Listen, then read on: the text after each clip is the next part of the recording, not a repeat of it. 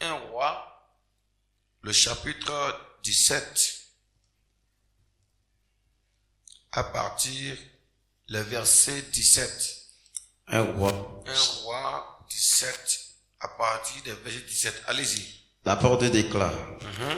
Après ces choses, le fils de la femme maîtresse de la maison devint malade. Et sa maladie fut si violente qu'il ne resta plus en lui de respiration. Cette femme dit alors à Élie, qu'y a-t-il entre moi et toi, homme de Dieu? Es-tu venu chez moi pour rappeler le souvenir de mon iniquité et pour faire mourir mon fils? Il lui répondit, donne-moi ton fils.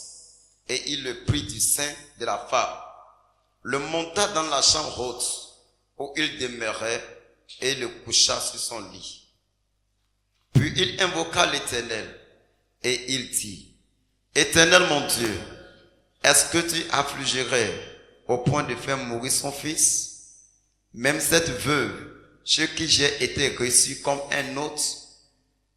Et il s'étendit 3 fois sur l'enfant, invoqua l'Éternel et dit, Éternel, mon Dieu, je t'en prie, que l'âme de cet enfant revienne en dedans de lui. L'Éternel écouta la voix d'Élie, et l'âme de l'enfant revint au dedans de lui. Et il fut rendu à la vie. Élie prit l'enfant, le descendit de la chambre haute dans la maison, et le donna à sa mère. Et Élie dit, vois, ton fils est vivant. Et la femme dit à Élie, je reconnais maintenant que tu es un homme de Dieu, et que la parole de l'Éternel est dans ta bouche, elle est vérité. Gloire à Dieu. Gloire à Dieu. Gloire à Dieu. Voilà, ici, nous sommes ici. Nous parlons comment vaincre l'esprit de mort. Nous allons voir d'abord qu'est-ce qu'un esprit de mort. C'est-à-dire, allons voir les caractéristiques de l'esprit de mort. Et quelques signes de l'esprit de mort. Et nous allons voir des exemples de l'esprit de mort dans la Bible. Et maintenant, nous allons finir par comment le vaincre. Amen. Gardez bien votre cœur tranquille, parce que Dieu va te révéler beaucoup de choses à travers cet enseignement. Et puis, nous allons nous lancer la prière. D'abord, quand on parle d'esprit de mort, c'est quoi? J'ai a défini la fois dernière que la mort est un esprit. Ce n'est pas un phénomène qui n'existe pas. C'est un esprit qui frappe, qui poursuit l'homme, qui le détruit.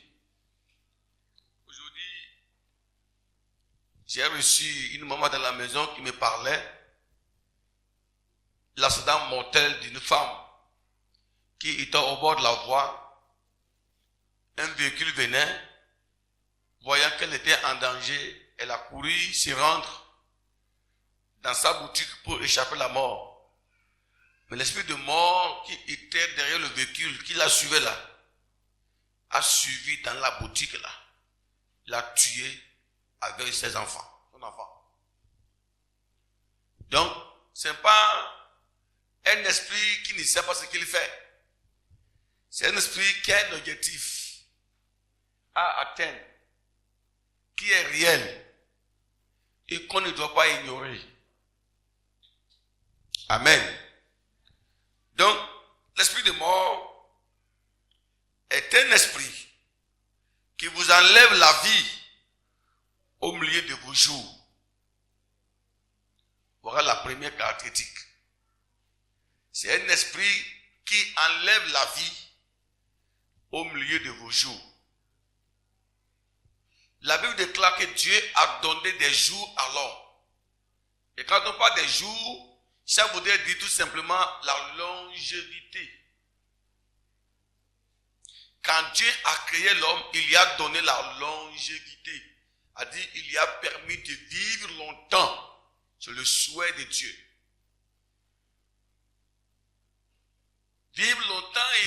prospérer. Quand Jean écrivait dans son épître en disant que je souhaite que tu prospères à tous égards, comme prospère l'état de ton âme.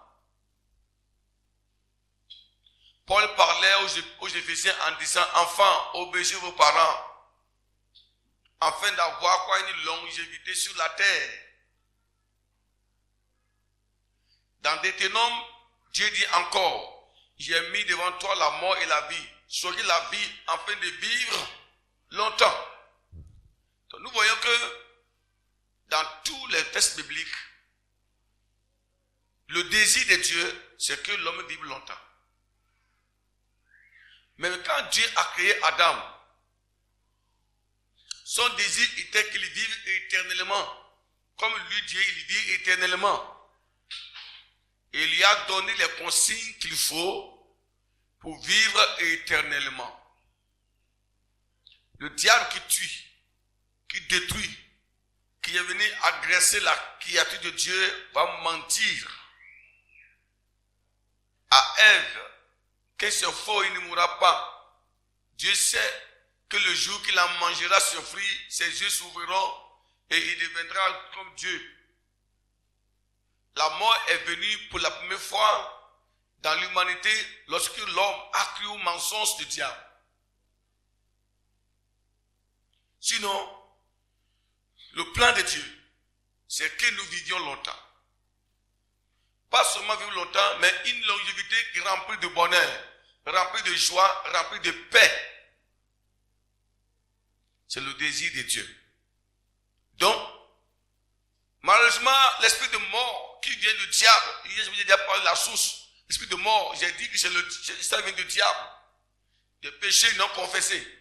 L'esprit de mort vient pour faire le contraire de ce que Dieu veut.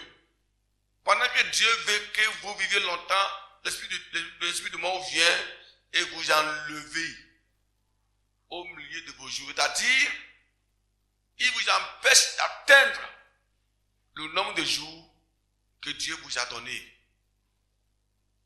Voilà la première caractéristique de l'esprit de mort. C'est un esprit qui vous enlève la vie au milieu de vos jours. Il ne vous permet pas de vivre longtemps. Car la vie d'un enfant de Dieu constitue une grande jalousie dans le camp de l'ennemi. Alléluia. Non seulement qu'il vous enlève la vie, au milieu de vos jours, l'esprit de mort, deuxièmement, est un esprit qui vous enlève la vie au début de vos jours. Vous allez voir des enfants qui naissent, après 6 mois, ils décèdent.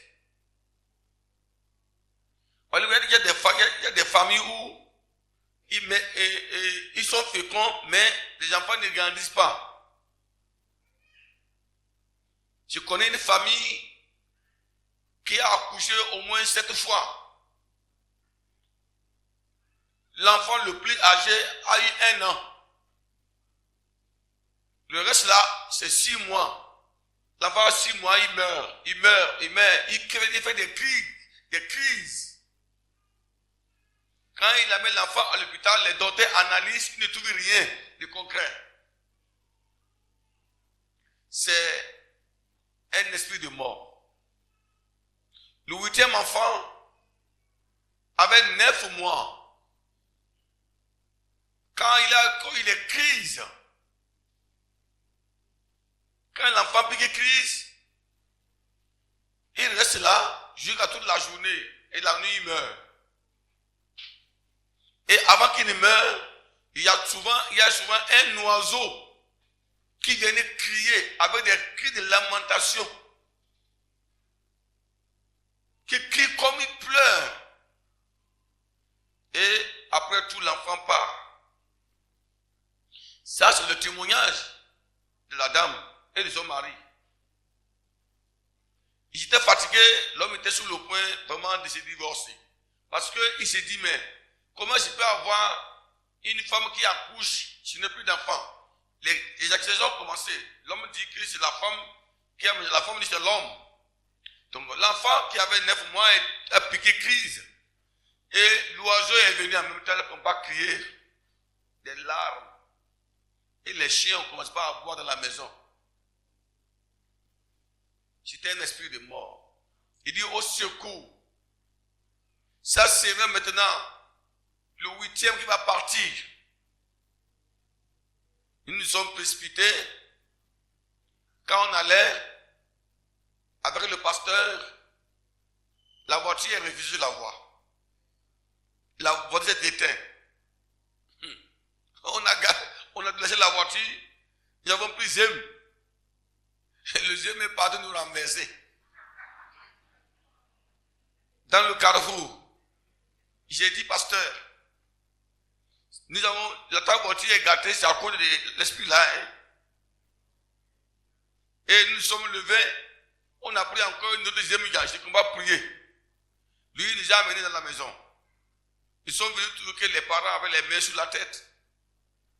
L'enfant partait. Et Dieu m'avait convaincu que ce n'était pas de mort naturel, mais c'était un esprit de mort. J'ai commandé à l'esprit de mort de partir. J'ai dit à l'esprit, toi, esprit de mort qui a pris des autres, tu ne prendras plus celui-là. J'ai haussé la voix. J'ai attaqué l'esprit de mort. Au nom de Jésus, l'enfant est atterni. Il s'est réveillé. Et il a vomi. Quand le petit a vomi, il y avait des mouches. Des mouches qui sortaient. Des mouches qui sont mortes. Et l'enfant s'est réveillé. Jusqu'à ce jour, l'enfant vit. L'esprit de mort là a été arrêté. Après, elle a eu un autre enfant, une fille. Cet enfant vit. Parce que l'esprit de mort qui était dans cette maison a disparu. C'est pour vous dire que il y a des esprits de mort qui enlèvent des enfants au début de leur vie. Et c'est une réalité. Toute mort ne vient pas de Dieu. Dieu rappelle ses frères. Mais ici, nous voyons que les enfants qui sont partis là, c'est pas Dieu qui les a rappelés. Il y a un esprit, il y a une alliance qui était là, qui est en train de boire le sang des enfants. Et le démon qui est dans cette famille ne boit que le sang des bébés. Des bébés. C'est un démon qui ne boit pas le sang des adultes. Il y a des démons qui ne boivent pas le sang des adultes, mais qui boivent uniquement le sang des bébés. Quand vous lisez l'histoire des divinités cananéennes, vous allez voir que en Canaan, il y avait des fétiches qui buvaient le sang des bébés. Et ces démons-là, on les appelle le corollaire. Le corollaire est un démon, une divinité qui buvait uniquement des bébés. Il y avait d'autres qui boivent le sang des adultes. Donc si vous voulez faire un sacrifice et avoir des pouvoirs auprès de cette divinité, ils vont vous exiger les bébés, les enfants. C'est ça. Donc c'est un esprit qui enlève des vies au début de leur jour. Si vous contactez dans votre maison, des enfants meurent de manière répétitive, il faut savoir qu'il y a un démon, il y a un esprit de mort qui est là dans votre maison. Ce n'est pas le plan de Dieu. Les docteurs vont trouver des morts à vous dire. C'est vrai, il y a souvent des maladies. Des maladies, effectivement, maltraitées, qui causent comme ça des morts pareils. Mais après avoir vérifié chez des médecins, si ils ne trouvent rien, et que vous trouvez que les choses persistent, vous devez savoir que le diable est là. Je ne suis pas en train d'exclure la médecine. Moi, je crois à la médecine. Dieu les a donné cela pour nous soigner. Voilà la première des choses. Donc, troisièmement, c'est un esprit qui enlève votre vie quand vous êtes à la veille de votre succès, à la veille de votre gloire. Ici, il y a des esprits de mort qui ne vous enlèvent pas la vie. Au début de votre jour, ni au milieu de vos jours, mais ces esprits de mort ont pour objectif de vous enlever la vie à la veille de votre entrée dans la gloire. Ou bien, c'est exemple, quelqu'un qui est nommé et qui doit prendre service le lundi et qui a envie au jeudi, le jeudi peut mourir le vendredi soir sans avoir pris fonction. Quelqu'un peut être nommé et aller prendre service même. Donc, le mardi, il disparaît, il meurt. Donc, vous devez savoir que cet esprit-là ne vient pas de Dieu. C'est un esprit qui a pour objectif de vous empêcher d'entrer dans votre gloire. Et l'esprit de mort qui enlève votre vie à la veille de votre succès se manifeste de plusieurs manières. En allant pour prendre service, tu peux avoir un accident et mourir. Et quand on parle de la gloire, ce n'est pas seulement les nominations. Ce n'est pas seulement la prise de fonctions, bien j'ai été nommé ministre. Non, ce n'est pas seulement ça. Par exemple, le mariage, c'est la bénédiction de Dieu.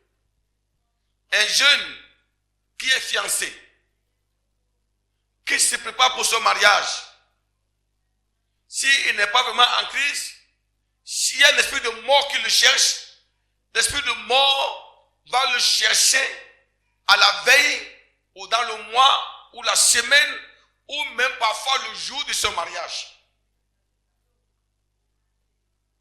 Donc, les esprits qui vous enlèvent la vie à la veille de votre succès ne vous tuera pas dès votre naissance. Ne vous tuera pas. Alors, quand vous n'avez rien, c'est les esprits qui vous attendent, qui sont patients, qui vous attendent le jour que vous devez rentrer dans votre gloire. Et ils vous enlèvent la vie là. C'est pourquoi, quand vous êtes à la veille de votre gloire, vous devez beaucoup prier. Et dire au Seigneur, tout esprit mandaté par le diable pour m'enlever la vie à la veille de mon mariage, à la veille de mon succès, à la veille de ma nomination, que tout cet esprit-là soit lié. C'est pourquoi il faut que vous vérifiez vos fondements. Les fondements de votre vie, les fondements de votre foyer, pour voir quel type d'esprit qui prime, qui se manifeste là. Voilà l'esprit de mort, comment il se manifeste là, à ce moment-là. Deuxièmement, il y a l'esprit de mort également qui vous empêche, qui empêche de voir le jour de naissance. Voilà. C'est-à-dire quoi? C'est un esprit, un enfant est dans le ventre. L'esprit de mort attaque l'enfant. L'enfant meurt dans le ventre avant d'être né. On appelle ça les morts-nés ou des fausses couches. Ce sont des esprits qui sont mandatés d'empêcher la naissance de certaines personnes.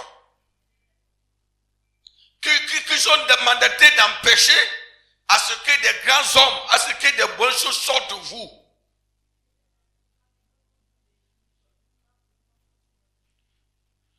On peut dire, toi là, rien de bon ne va sortir de toi. Même si il n'arrive pas à empêcher l'enfant de naître, parfois l'enfant naît étant déformé. L'enfant peut être né niais. C'est très important. Elle voit certains enfants, quand la dame tombe enceinte, elle fait des échographies, on ne trouve rien de grave. On dit l'enfant est bien portant, mais le jour de la naissance, on voit que c'est des monuments, ce n'est pas d'enfants. Elle voit des femmes qui mettent des cabris au monde. Mais en 2013 ou 2012, il y a une dame qui a mis des poissons au monde. Il a mis deux poissons, des jumeaux poissons. Il y a aussi en 2014, il y a aussi une autre femme qui a mis tout le corps est l'homme, mais la tête est chien. Ça, ce n'est pas Dieu qui a fabriqué ça. Ce n'est pas Dieu qui a fabriqué ça. Dieu n'a pas dit que le chien doit sortir des entrailles d'une femme. Et quand il avait fait l'échographie, ça n'avait rien révélé. Il y a des esprits méchants qui sont mandatés d'attaquer des enfants pendant qu'ils sont encore dans le ventre. C'est pourquoi, quand vous êtes un couple, il faut éviter qu'il y ait trop de conflits dans votre maison. Apprenez à bénir la grossesse de votre épouse. Il faut que la femme arrive à parler à la grossesse. Tu naîtras bien. Il n'aura pas sur toi une déformation. Tu es une bénédiction. Tout esprit qui t'attaquera sera vaincu. Les esprits de mort qui empêchent les enfants de naître peuvent provenir de plusieurs sources. Soit une malédiction dans la maison, soit une attaque directe venant de la sorcellerie. Voilà. Donc, voilà comment, voilà la troisième caractéristique. Les esprits de mort qui empêchent les enfants de naître. Qui détruit l'étoile des enfants. Peut-être c'est un chef d'État qui vient naître à travers toi. Ils ont dit, toi, là, rien de bon ne passe de toi. Ils ont dit que c'est un pasteur, c'est un évangéliste, c'est un docteur, etc. Et on l'empêche de naître à travers des pouvoirs mystiques. Quand vous n'êtes pas en Jésus-Christ, tout peut arriver. Quand vous n'êtes pas en Jésus, toutes ces choses peuvent vous arriver. C'est pourquoi c'est bon d'être chrétien. C'est bon d'être notre chrétien, aussi d'être enfant de Dieu. Voilà comment cela s'est fait. Quatrièmement, l'esprit de mort, c'est aussi un esprit qui vous enlève la vie dans le but de vous empêcher d'avoir même les fruits de vos entrailles. Vous savez, il y a cet esprit de mort qui ne vous attaquera jamais quand tu es enfant, quand tu es jeune. Même quand tu es marié, il ne t'attaque pas. Il va t'attaquer lorsque tu es enceinte. Vous voyez, a dit, eux, ils sont chargés de vous enlever la vie avec la grossesse. Ou tu meurs, l'enfant est vivant. C'est les enfants qui sont nés manquer leur maman. Ils n'ont jamais vu. Et quand il a grandi, ils leur ont dit que ta maman t'a mis mon, il est mort. Et les païens ils vont dire que bon, c'est un enfant qui est possédé, c'est un enfant qui a tué sa maman. L'enfant n'avait rien, c'est un démon. L'enfant ne va pas tuer, on dit que c'est un enfant, il a tué sa maman avant de naître. Ce n'est pas l'enfant qui a tué la maman. Tu vas le voir dans la même famille, peut-être que chaque enfant, quand vous observez le voir il y a des enfants qui n'ont jamais leur maman. Papa est là, mais maman n'est pas là. Maman n'est pas là. Maman n'est pas là. Il y a des familles comme ça, vous pouvez avoir 5 enfants qui ne connaissent pas leur mère ni leur père. Donc c'est comme ça. Donc, ces esprits-là ont pour but d'empêcher la maman de voir l'enfant et d'empêcher l'enfant de voir sa maman.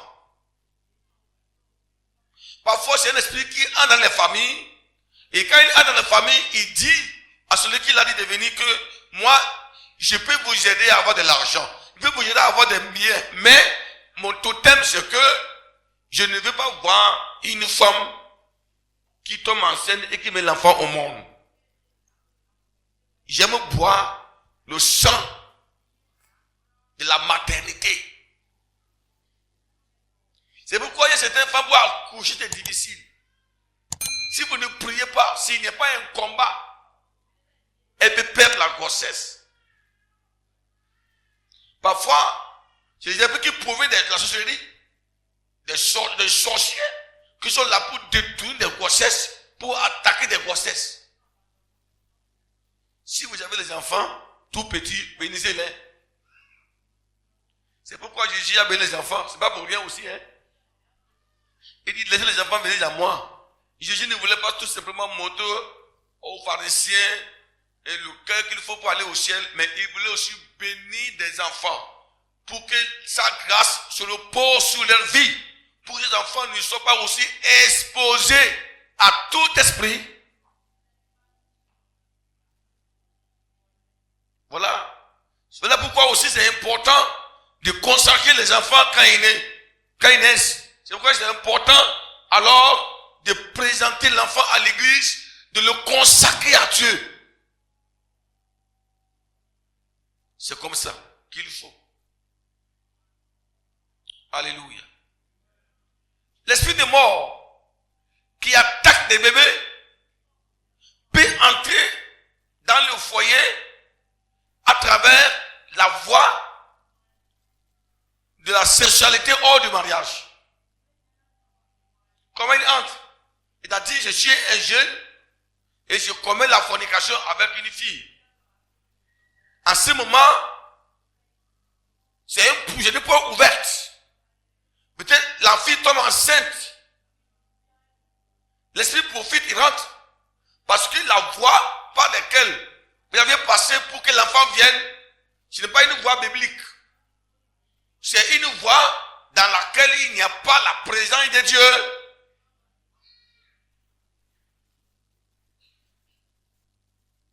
C'est ça. Quand David est tombé, David a couché avec la femme d'Uri. Il a mis un enfant au monde, n'est-ce pas? C'est un garçon, non? Est-ce qu'il a vécu? L'enfant est mort. Malgré la prière de David, l'enfant est décédé. Parce que Dieu n'était plus avec eux. Dieu n'était pas d'accord avec les grossesses. La gloire de Dieu n'était pas là. C'est ça que je voudrais vous parler. Allez voir dans cette famille, les femmes enceintes meurent. Ils meurent. Comme ça. Alors, quels sont les signes d'esprit de mort dans les familles? Premier signe, c'est quoi? C'est le suicide. Quelqu'un qui se lève un jour et dit qu'il est dégoûté de la vie, qui n'a plus en paix de vivre, il peut se pendre, il peut tomber dans le puits ou mourir. Ça, c'est un esprit de mort. Ce n'est pas Dieu qui l'a fait pendre. Ce n'est pas Dieu qui l'a pendu. Quand on dit que c'est Dieu qui a donné diable, ce n'est pas ça.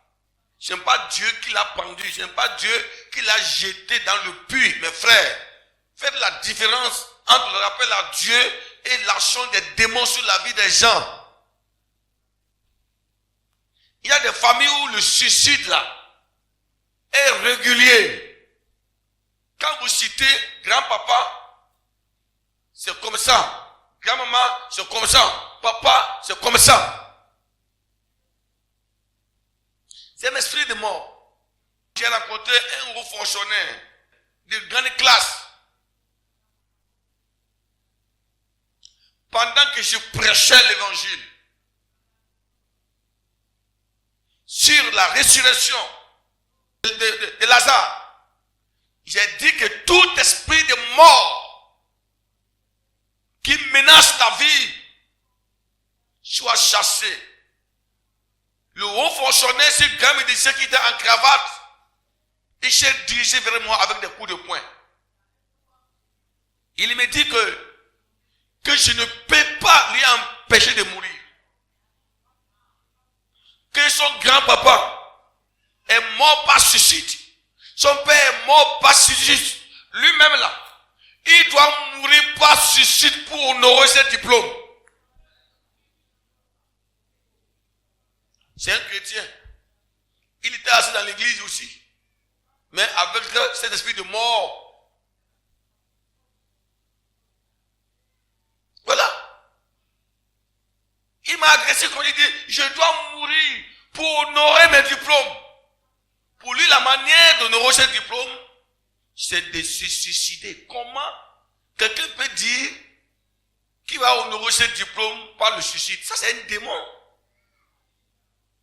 Les esprits de mort se manifestent de plusieurs manières. Il est venu vraiment pour m'agresser. J'ai ordonné à l'esprit de suicide de sortir. Son grand-papa est mort par suicide. Son père est mort par suicide. Lui-même, il veut mourir par suicide. Ça, c'est l'esprit de mort qui commande cette famille-là. J'ai ordonné à ce que l'esprit-là sorte. Il est tombé. Il a roulé par terre. Il a pris cravate. Il serrait son cou. Il a été délivré. Et il a témoigné que pendant qu'il luttait, il a vu un être bizarre. Squelette. Bizarre. Qui lui tenait la main. Il a vu l'image de son grand-père, l'image de son père, qui lui a apparu. C'était quoi? Des esprits de mort. Je n'aime pas son papa, ni sa mère. Donc, quand vous constatez qu'il y a des suicides réguliers dans votre maison, dans votre famille, il faut savoir qu'il y a un esprit de mort qui est là. C'est ça. Deuxième chose. Deuxième signe. Quand vous voyez des veuves se multiplient dans votre foyer, dans votre famille, il faut savoir qu'il y a un esprit de mort qui est là. L'esprit de mort qui est là a pour but de rendre alors des femmes veuves. Il y a des familles où, quand vous comptez, il peut y avoir 10, 7 veuves. Il revient à la maison, les enfants sont dans une bord de père. Quand on vous demande à quel âge papa est mort, peut-être 40 ans, 50 ans, d'autres 30 ans. Il meurt comme ça. Et les jeunes femmes sont alignées là. Ça, c'est l'esprit de mort qui est là. Qu'il faut vraiment détruire. Et il y a les porteurs d'esprit de mort également. Il y a les porteurs d'esprit de mort. Il y a des hommes porteurs d'esprit de mort. Les femmes, les filles porteuses des esprits de mort. Pour se marier avec de telles filles, il faut prier pour que le Seigneur te révèle sa vie, ses fondements. Et il faut réparer les fondements avant d'aller en mariage. Sinon, ton mariage peut te coûter la vie. Il y a des filles porteuses d'esprit de mort, mais qui ne savent pas. L'esprit de mort est en eux. Donc, c'est pourquoi, quand vous êtes en fiançailles, il faut visiter, il faut sonder les fondements de la vie de ton conjoint ou ta conjointe. Pour voir sur quoi sa vie est fondée. Vérifier les fondements de sa famille. Demandez-lui si sa maman est en vie, si son père est en vie, si son grand-père est en vie, si son grand frère est en vie. S'ils ne sont pas en vie, demandez-lui comment ils sont morts. Comment ils sont morts? Peut-être elle est la seule qui vit. Tous ses frères sont partis. Je ne dis pas, quand vous rencontrez une fille qui a l'esprit de mort, qu'il faut l'abandonner. Non. Nous avons le pouvoir de chasser l'esprit de mort. De les détruire. Donc, quand vous vous mariez avec une fille qui est porteuse d'esprit de mort et que vous n'êtes pas vraiment enraciné en Christ, tu peux mourir 1 an après tu vas mourir. Mais elle autre sera en vie. Quand une fille est porteuse d'esprit de mort, c'est que l'esprit de mort qui est en elle là, c'est pour tuer l'homme qui l'épouse, mais elle autre est en vie. Elle va dire, il y a des femmes qui sont mariées avec 3 hommes. Le premier mari est mort, deuxième mari est mort, troisième mari est mort, quatrième est mort et pas fini, tout le monde a peur d'elle. C'est qu'elle est possédée. Il y a un esprit de mort qui est en elle. Et sinon, comment? C'est quoi? Toi, tu es diplômé. Chaque homme que tu te maries, il tombe. Tu n'es pas conscient de cela. Alléluia. Ce soir, s'il y avait quelqu'un qui avait perdu son premier mari, je te déclare que tu ne perdras pas ton deuxième mari au nom de Christ. Je mets fin à ce scénario-là. Peut-être qu'il a perdu ton premier mari, le mari sur lequel tu es actuellement là. Je déclare que lui ne mourra pas. Parce que pendant que tu écoutes l'enseignement, Dieu est en train de visiter déjà les fondements de ta vie. Amen. Et si tu étais aussi une fille qui est porteuse d'esprit de mort, avant ton mariage, je déclare que l'esprit t'abandonne au nom de Christ là. Soyez bénis. Voilà un peu ce qui se passe. Il y a aussi des hommes comme ça, qui sont porteurs d'esprit de mort. Il prend une femme, la femme meurt.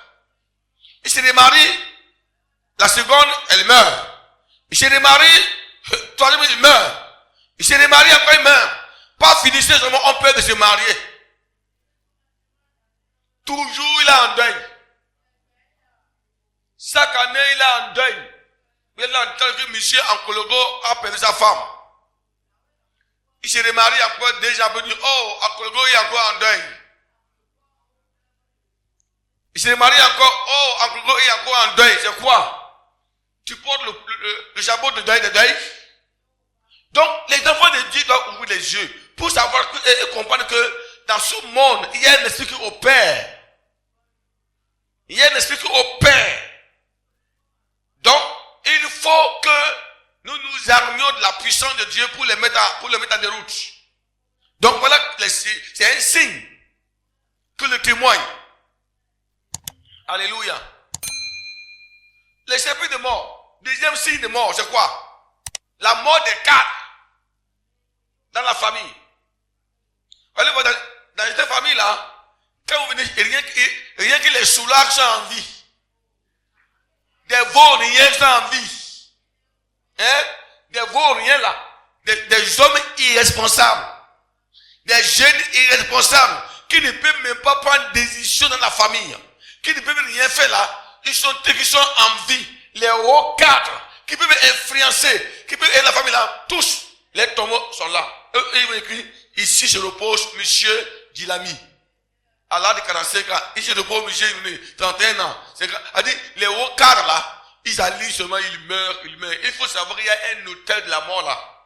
Et l'autel de la mort là est baptisé en quoi? En destruction des cadres de la famille. Aïe. Pendant que tu écoutes l'enseignement là, il y a quelque chose qui se passe dans ta famille. Si tu es en train de sentir un mouvement, le diable est en colère. Parce que ce soir, nous allons faire une prière d'agression. Même dans ton village, tu vas entendre des cris. Alléluia. Le sacrificateur qui est chargé d'alimenter l'esprit de mort, qui prend les cadres de votre famille là, le sacrificateur là, cette nuit là, il connaîtra un coup dur au nom de Jésus-Christ. Il va connaître un coup dur au nom de Jésus-Christ. Alléluia. Il y a des sacrificateurs. Il y a des sacrificateurs qui sont chargés d'alimenter les esprits de mort de vos familles. Et ils sont là, ils sont eux qui choisissent qui doit suivre. L'année passée, le cadre, Antoine est parti. Cette année, maintenant, quel est le cadre qui va suivre? Maintenant, on va vérifier. Ah, c'est le cadre Ablimini. Et c'est lui qui envoie les noms à l'hôtel. Voilà. Ou soit le démon dit, c'est le cadre de tel niveau que je veux. Ce sont 100 que je veux. Vous savez, le diable, pour vous élever, vous donner certaines grâces, il va vous exiger le sang de certaines personnes. Il va dire cette année, je ne veux pas le sang des pauvres. Je ne veux le sang des soulards. Je veux le sang de quelqu'un que je vais prendre. Et ça va marquer. Ça va marquer. Quelqu'un qui va tomber, il aura tremblement de terre. Ce sont sang que je veux. Vous voyez? Donc, il y a, quand il dit ça, Ce seul je veux, c'est lui, monsieur le directeur de la société. Le professeur, le ministre, même si c'est un religieux, et il est influent. Quand on parle des cadres, ne regardez pas seulement les fonctionnaires. Même si c'est un religieux, même si c'est un pays, quelqu'un qui est influent dans la maison. Celui sur qui toute la famille compte là. On va dire c'est lui qu'on veut. Maintenant, c'est le sacrificateur de la famille là. Il peut être une femme ou un homme. C'est lui qui est chargé maintenant d'apporter le nom de frère Antoine sur qui toute la famille compte. Et lui qui amène ça au pied de l'autel. C'est grâce à lui, les jeunes prospèrent dans la famille. C'est lui qui conseille les jeunes. C'est lui qui conseille les filles. C'est celui où tout le monde compte. Donc on le prend.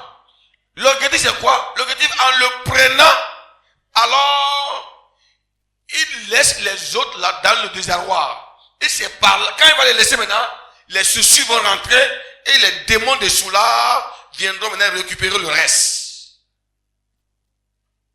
Il y a des démons comme ça. Quand, dans votre famille, si vous voyez que les cadres meurent, des personnes responsables meurent en désordre, vous devez savoir qu'il y a un esprit, il y a un hôtel de mort qui est là. Il faut ouvrir les yeux. Si vous ne le faites pas, votre tour viendra, elle est partie aussi. C'est ça. Vous devez comprendre. Il y a des familles où c'est les cadres qui meurent. Les cadres. Et il y a des chrétiens qui ne font que les navettes. Toi, tu es dans un village où chaque année, c'est qu'on amène toujours le convoi de Cotonou dans ton village. Chaque année, convoi enterrement. C'est-à-dire, le village ne reconnaît que des enterrements. Personne ne vient pour inaugurer un marché, inaugurer une école. On ne vient pas pour dire qu'il y a un bon événement. On ne vient pas alors inaugurer des événements joyeux. Tout le temps, quand tu entends qu'il y a un événement au village, c'est que c'est le corps qu'on amène. C'est un corps qu'on amène. C'est un corps qu'on amène. C'est un corps qu'on amène. Tout le temps, le village est en deuil. Il y a un village au Bénin ici. Quand ils ont amené encore un autre corps, un cadre, la prochaine a dit quoi? Nous sommes fatigués, on n'en veut plus. Oh, ça m'a touché. C'est une païenne. Il dit, nous sommes fatigués des cadavres. Sur qui on va compter maintenant? On n'a plus. Nous sommes fatigués tout le temps. Il dit, s'il meurt, n'amenez plus. Enterrez là-bas. Nous ne voulons plus. On est fatigués. On a pleuré fatigué. On a gémi fatigué. Nos cœurs sont dans les larmes tous les jours. On est tous les jours fatigués. Cet enseignement me donne un choc à le cœur. Je connais des villages désespérés. C'est la mort qui frappe. Les enfants sont là sans espoir. Les femmes sont là sans espoir. Le chef de la maison, le responsable sur qui tout le monde compte, il laisse la pauvre dame. Et en Afrique encore, quand on te laisse, on te charge encore que c'est toi qui as tué ton mari. L'église du Seigneur doit prendre conscience et devons changer nos prières. On ne doit pas seulement nous mettre à enseigner seulement sur le salut, c'est bon. Nous devons aussi apprendre que la vie chrétienne est un combat. Et nous sommes appelés à combattre contre tout esprit qui ne glorifie pas le nom du Seigneur. Comment un village, chaque année, chaque mois, il y a des villages chaque mois, c'est des enterrements. Tu viens après le jour d'enterrement. Et il faut savoir que ton tour juste vient, tu ne te lèves pas. Donc, c'est ça. Les esprits là, ils sont chargés d'enlever quoi? Des cadres dans la maison. Les cadres, le poids lourd dans la maison. Quand tu viens maintenant dans ce coin, tu es foutu. Je vais te demander, je t'invite maintenant à faire d'abord une observation sur ta famille. Il faut d'abord faire une observation de suite même. Là où tu es là. Est-ce qu'il y a quelqu'un dans ta famille sur qui on peut compter? Vérifiez bien. Est-ce que là où tu es là? Est-ce qu'il y a quelqu'un dans ta famille sur qui tu peux compter? Ils sont partis où? Fais le bilan de tous ceux qui sont morts. Ils sont qui? Et c'est des hommes inutiles, ou bien c'est des cadres. Hein? Et des cadres. Je vous assure, il y a des familles aujourd'hui qui ne peuvent plus faire réunion de famille. Parce qu'ils ne savent même pas qui va diriger. Ils ne savent pas. Les autres là, c'est des soulards. C'est des soulards. Si tu veux faire quelque chose au village, tu l'envoies l'argent, peut-être pour construire au moins une petite poulailler, au moins pour le cacher là, il va aller boire. D'autres même, tu l'envoies de l'argent pour faire quelque chose, il va prendre la même somme à aller chez l'église pour t'attaquer. Pour t'attaquer encore pour dire, bon, toi, tu as de l'argent, tu veux construire, bon, on te tue encore. Donc quand vous voyez, ces morts se répètent de manière régulière. Dans votre famille, vous savez, il y a un hôtel. Et quand il y a un hôtel, il y a quoi? Il y a un sacrificat. Lui, il ne meurt pas, hein? Le sacrificateur, lui, ne meurt pas, parce que lui-même, il boit le sang, là. C'est avec lui qu'il partage les morceaux de viande. Dans le monde de donner d'abord. Il est là pour tuer. Ce soir, je vais te parler. Je vais parler à ton âme. Je vais parler aux démons de votre famille. Tout sacrificateur installé dans ta famille par le diable. Tout sacrificateur installé par qui le diable passe pour opérer. Ce soir, qu'il reçoit un coup. Oui, je le dis parce que tu es fatigué. Je le dis parce que trop c'est trop. Tu as trop perdu les gens. Tu as perdu les grands frères. Tu as perdu ta mère. Tu ne connais pas ton grand frère. Tu ne connais même pas ta mère. Ils sont massacrés. Ils sont encore là. Ils veulent toujours massacrer. Il y a dans un village un cadre est mort. Un cadre est mort. Et quand le cadre est mort, ça m'avait touché moi personnellement. C'est un cadre que je connaissais très bien. Ça m'a touché. Quand on a questionné une petite fille dans la maison, il nous a expliqué comment ils ont tué le cadre là. Que, premièrement, la cause c'est quoi? Que le cadre là, chaque fois lui, il paye macaroni, il mange avec les enfants. C'est ça qui a engendré la jalousie. Quand il est dans un village, pour eux, macaroni, c'est jalousie de blanc. Donc le fait qu'il mange macaroni, donc c'est que il se montre trop.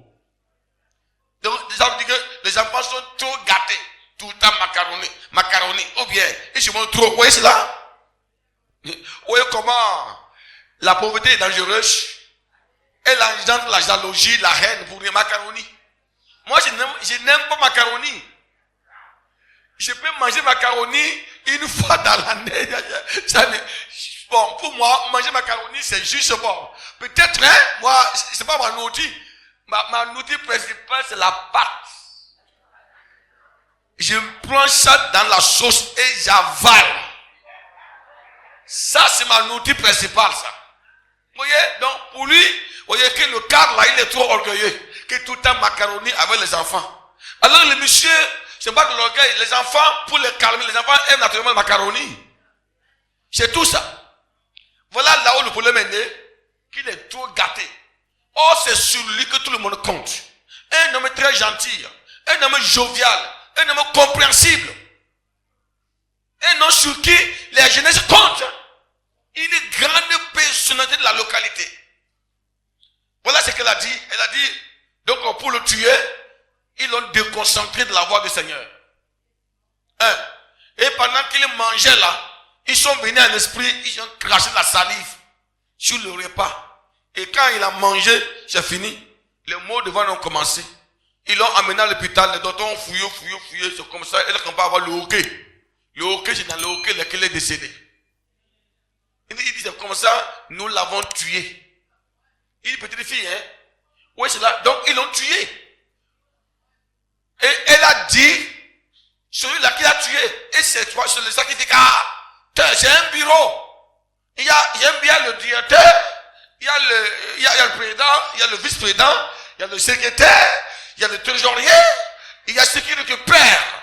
Le royaume de Satan est tellement, ceux qui opèrent dans vos familles, qui détruisent, qui tuent.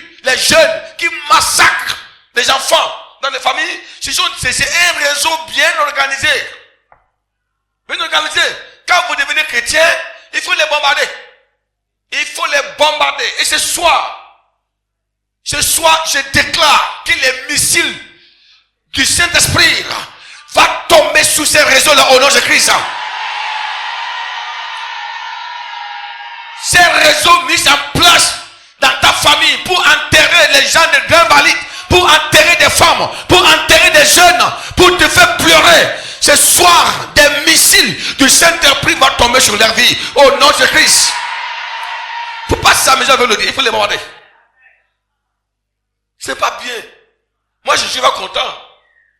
C'est pourquoi je dis souvent, sincèrement, je n'aime pas aller au cimetière pour enterrer. Parce que je ne vois pas celui qui mérite la mort. Une des choses qui me fait mal dans le cœur, c'est d'aller enterrer des jeunes garçons, des jeunes femmes. C'est pourquoi ma prière et ma première requête, je dis Seigneur, que tout esprit de mort dans l'église, esprit de mort dans les familles, soit anéanti. C'est pourquoi j'ai organisé cette séance de prière en disant que nous allons prier contre l'esprit de mort. Car je veux voir tout le monde en l'an 2025. Je veux voir tous les hommes, toutes les femmes, tous les jeunes, tous les enfants, toutes les femmes enceintes doivent accoucher normalement. Il n'y aura pas de mort et chacun ira dans sa joie. Il n'y aura pas de veuve. Tout esprit mandaté pour une veuve soit anéanti par la puissance du Saint-Esprit. Voilà pourquoi tu es là ce soir. Tu ne dois pas permettre cela dans ta vie.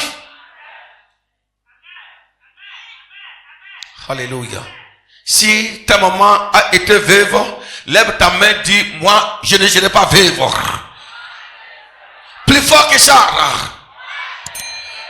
Moi je ne serai pas veuve. Alléluia. Que le nom de Dieu soit loué ce soir. Que le nom de Dieu soit loué ce soir. Alléluia. Alléluia.